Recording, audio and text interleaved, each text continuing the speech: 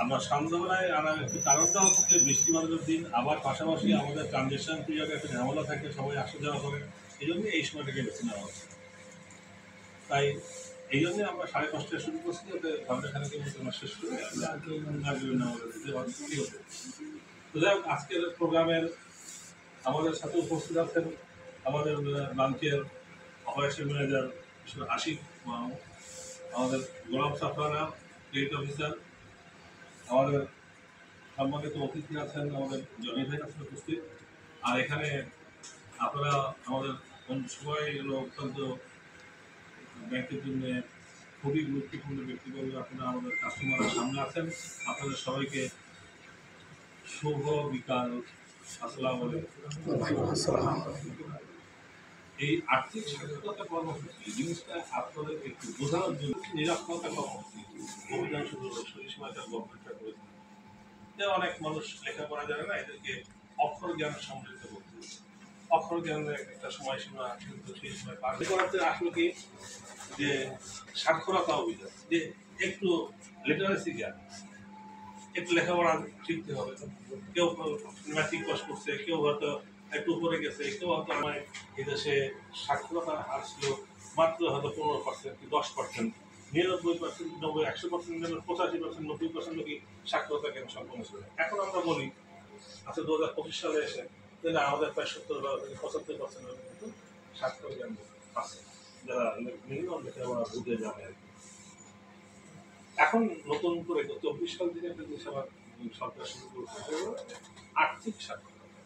এই আর্থিক সাক্ষরতা মানে অর্থ, আর্থিক কোনো অর্থ জ্ঞান, ইনকামটা করেন, এই ইনকামের টাকাটা আপনারা খরচ করতেছেন, জীবন যাপন করতেছেন, জীবন ধারণের জন্য কাকে করে খরচ হচ্ছে, বাসার খরচ আছে, বাচ্চা কাচ্চার পিছনে খরচ আছে, এরকম খরচ আমরা করবেন। এই খরচের পরে দেখা যায় অনেকে অনেক টাকা পয়সাগুলো নিয়ে ব্যাংকের কাছে না এসে, বিশেষ করে এগুলো দেখা যায় আপনার মফস্বলের দিকে ফিরে যেতে হবে, যে বাসায় টাকা, এই বাসায় হলো ব্যাংক করতে পারে। সরকার বলতে চাই যে এটা হলো আপনার ব্যাংকের, এটা ঘরে রেখে দেখা যাচ্ছে যে হয়তো আমি সারা মাসে বা দিনে আমি ইনকাম করলাম 2000 টাকা, এই 2000 টাকার মধ্যে আমি হয়তো বাড়ির কাছে খরচ দিতে পারি 1100, 900 টাকা হলো। এটা আবার এইভাবে অনেকেই ঘরের মধ্যে টাকা, এই টাকাটাকে ঘরে না রেখে এটাকে আপনারা ব্যাংকের মধ্যে নিয়ে আসেন।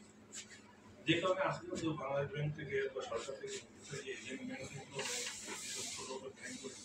সাবলঞ্চ করে এটা কিন্তু বিভিন্ন পাড়া মহল্লার মধ্যে এই ব্যাংকগুলো চলে যাওয়ার কারণটা ওই পাড়া মহল্লার মধ্যে ছোট 3 জন নিয়ে একটা ব্যাংক, 4 জন নিয়ে একটা ব্যাংক, এরকম ছোট স্বল্প পরিসর। কারণ হলো যে আপনাদের জন্য কষ্ট করে দূরে না আসতে হয়, আমরা দৌড়ে যাচ্ছি, আপনার চলে আমরা গ্রাহক দৌড়ে যাচ্ছি, জনগণের দৌড়ে যাচ্ছি, যে আপনারা এসে টাকাটা দিয়ে দেন।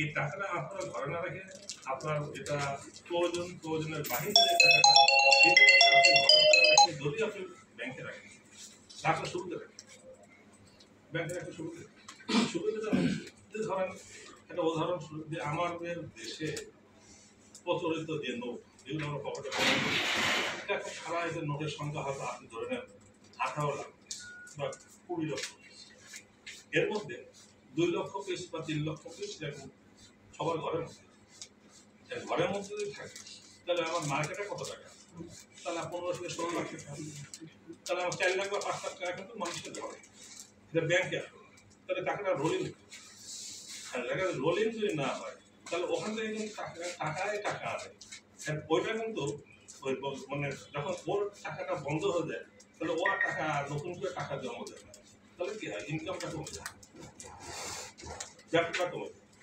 ওটা একটা ব্লক।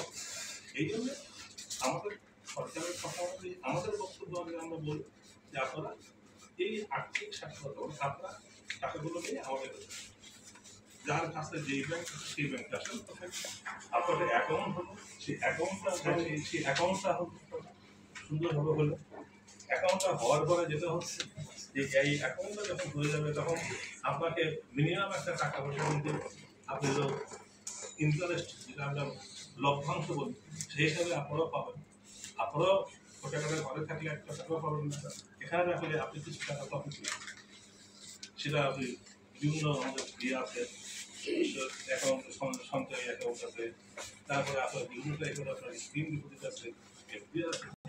দেশের লাভ আলটিমেটলি দেশের লাভ। আপনার কাছে একটা পয়সা ব্যাংকে ঢুকাই দেওয়া মানে পুরো রাষ্ট্রযন্ত্রটাই কিন্তু সচল থাকে।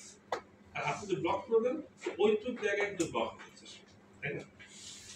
এখন আমরা তো বক্তব্য আর্থিক সাক্ষরতা এই জায়গাটাই বুঝতে হবে যে আপনাদের যারা আছে বাসায়, যাদের সাথে আছে পরিচিত মহল যারা আছে, তাদের প্রত্যেককেই আপনার উৎসাহ দেবেন যে এই অ্যাকাউন্ট, বিভিন্ন ধরনের অ্যাকাউন্ট আছে, পরে বাচ্চাদের অ্যাকাউন্ট আছে, ছোট ছোট যারা বাচ্চারা ক্লাস 1 হতে পারে তাদেরকেও অ্যাকাউন্ট করা হয়, তারপরে মহিলাদের অ্যাকাউন্ট করা হয়।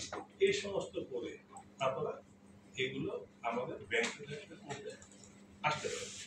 ব্যাংকে অ্যাকাউন্ট করলে আপনাদের এই সুবিধাটা হচ্ছে। আবার ওই টাকাগুলি আমার দেখা যাবে যারা ব্যবসা স্বল্প ব্যবসায়ী, স্বল্প ছোট ব্যবসায়ী, বড় ব্যবসায়ী, কিন্তু আমরা টাকা দিতে হয় লোক হিসেবে। তাহলে আমি কি ওই যখন আমি লোন দেবো তখন ওই ব্যবসাটা আরো সম্প্রসারিত হবে, ওই ব্যবসাটা বড় হবে, ওখানে আরো কিছু মানুষের কর্মসংস্থান হবে, দেশের বেকারত্ব, দেশের মানুষ কিন্তু চাকরি বাকরি কাজকর্ম এগুলো কিন্তু তারা পাবে। এইভাবেই কিন্তু ছোট একটা দেশ আস্তে আস্তে কিন্তু স্বনির্ভরতার দিকে এগিয়ে যায়। সেইটা আমরা শুরু করেছি, আমাদের গভর্নমেন্ট শুরু করেছে। অতএব সেই হিসাবে আমরা আপনাদেরকে আহ্বান জানাই যে আপনারা ঠিক ওইভাবেই আপনারা এই সরকারের যে বক্তব্য যেগুলো বলতে চায় আমাদের মাধ্যমে, ঠিক সেই জায়গাটাতে আপনারা আসেন। আপনারা আপনাদের মতো করে প্রত্যেকদিন অ্যাকাউন্টগুলো ঘরে টাকা ব্যাংক, সে আপনার যমুনা ব্যাংক করতে হবে না, আপনার পাশাপাশি যারা ভালো যেখানেই করেন একটা জায়গায় করলেই সেটা আমাদের কাছে চলে যাবে, সব গভর্নমেন্টের কাছে সেন্ট্রাল ব্যাংকে যাবে, ওখান থেকে চলে আসবে। এই জন্য আমরা বলতে চাই যে আপনারা এই আর্থিক সাক্ষরতা কর্মসূচির মূল বিষয়টা হচ্ছে এই মূল বিষয়টা হচ্ছে সেই জন্যে এই বিষয়ে আমরা আজকের এই অনুষ্ঠানটা আপনারা সব কথা বলবে যে এই বিষয়ে আমি এবার আজকের অনুষ্ঠানটা আমরা এখানে শুনে দেওয়ার জন্য উদ্বোধন করলাম, শোনা করতেছি। আমি আবার পরে কথা বলি, আমাদের যারা আছেন সম্মানিত অতিথি ওনাদের কিছু কথাবার্তা আমরা শুনি, তারপরে আমাদের যারা আছে এরা আপনাদেরকে আরো বিস্তারিতভাবে বিষয়টা জানাবে। তো সবাইকে ধন্যবাদ।